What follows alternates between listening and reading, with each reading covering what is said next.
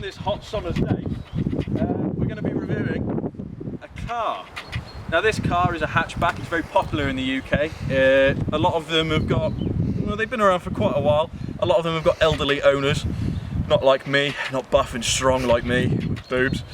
But today we're going to be reviewing the 2003 Volkswagen Polo 9N. Now this one we're going to be reviewing has a 1.9 6-valve front-wheel drive 54 horsepower engine. Now this one's been in the collection for quite a while. I say quite a while, I mean like a month and a half. But I'm very proud of it. I'm proud to be the owner of this one, and I'm going to tell you why I'm the owner of this Polo.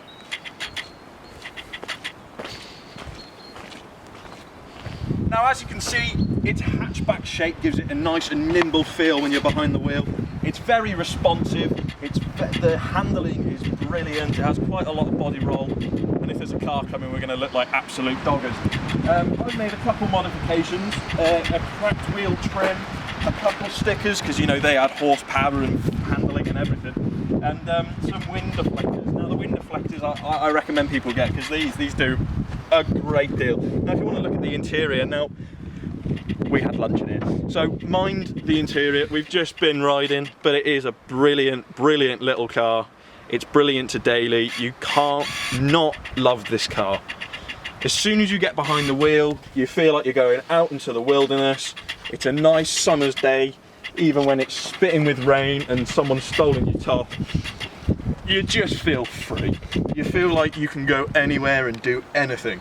It's a brilliant first car and low on insurance and very economical and very practical, as you can see. Now, we're going to get in the car, we're going to do a little bit of a road test out on the open roads of Shrewsbury, and it's going to be brilliant. Join me.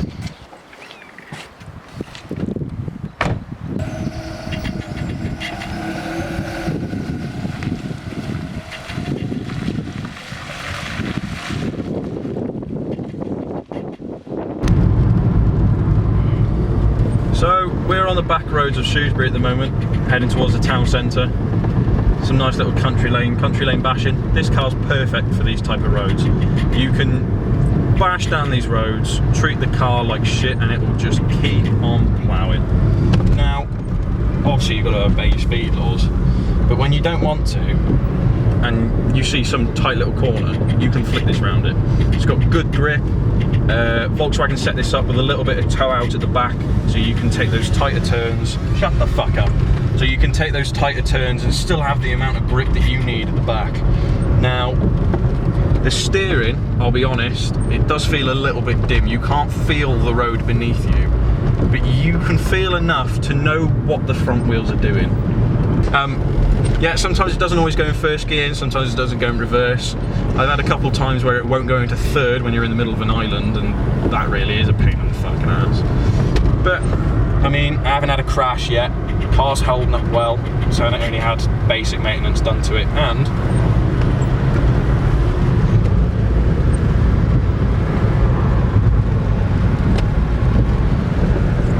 it's a pocket rocket really. You can put your foot down, and the engine's not huge. It's not great for overtaking on the motorway or getting through little gaps into the road, being a dick about it. But when you want to put your foot down and kind of just go a little bit quicker than everyone else, you can. You've got the ability to do that.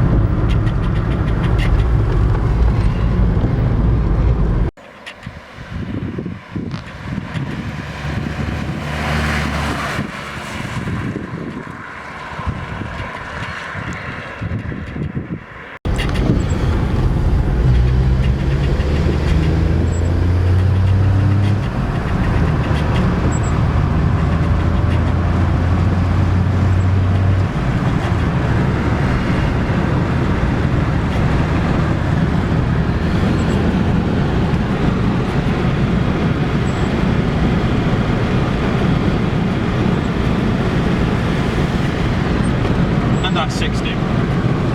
That was 20 to 60. It's not the fastest car in the world by any means. It's really slow, if anything. But it's good enough. It's good enough for me. It's good enough not to kill yourself in it, really. And obviously you can see, taking the turns, it handles pretty flat. and these are some pretty tight turns, and I'm confident in it. I could probably take those at 50, I'll probably still be quite confident in it. Yeah, I'm happy with this car, and for the price of one of these, you could probably pick one up, a really good one for less than £2,000, or even just an alright one for less than £1,000. Now they did these cars in a 1.2 diesel, 1.2 petrol, a 1.2 12 valve petrol. They also did it in a 1.4 naturally aspirated petrol or a turbo diesel, and they also did these in a 1.9 turbo diesel, and they have the legendary PD 130 engines.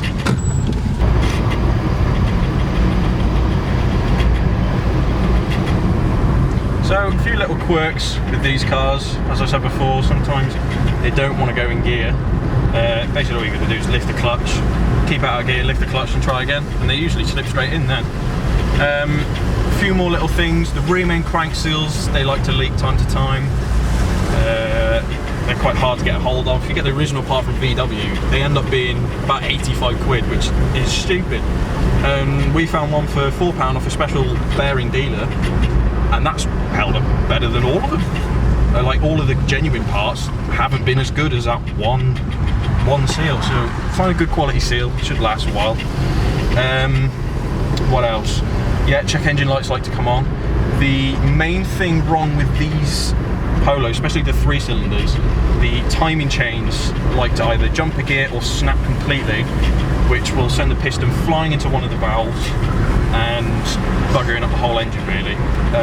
They're quite expensive to fix if you can't do them yourself, but if you can find a spares and repair and you have the ability to basically rebuild the engine yourself, they're quite cheap, they're really good, and they're so easy to run.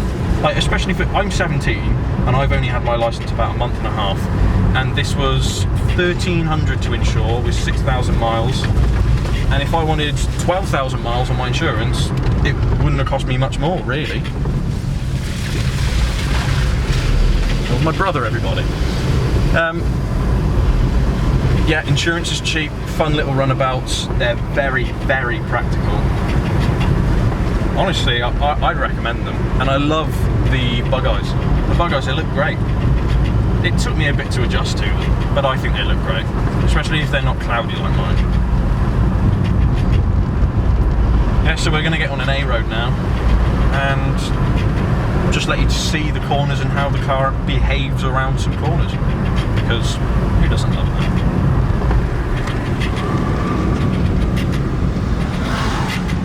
See the page on? Brand new tarmac. Lovely.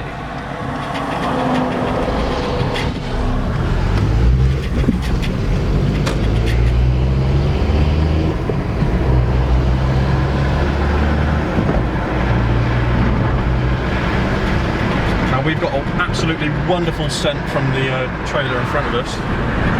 When I say wonderful, it's not. It's just pure manure. I'm not a fan of it. But as you can see, I'm doing this with one hand. I'm going 45 even behind the lorry. And it's handling fine. It's cornering flat. It feels great. There's no knocks, creaks. I can't feel the tyres folding underneath. Like, it's perfect really. You can't go wrong with it.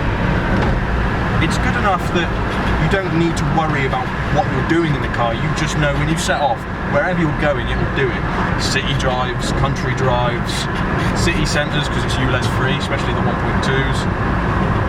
Right, to wrap it up, brilliant car, economical, practical, fun to drive, cheap, and wherever you go, it will follow suit. Just put your foot down and it will go. And I've been Ben Hotchkiss, and behind the camera has been Louis Morris. What a day. And I found my top. I beat the man up who took it, but I found my top. See you guys in a bit.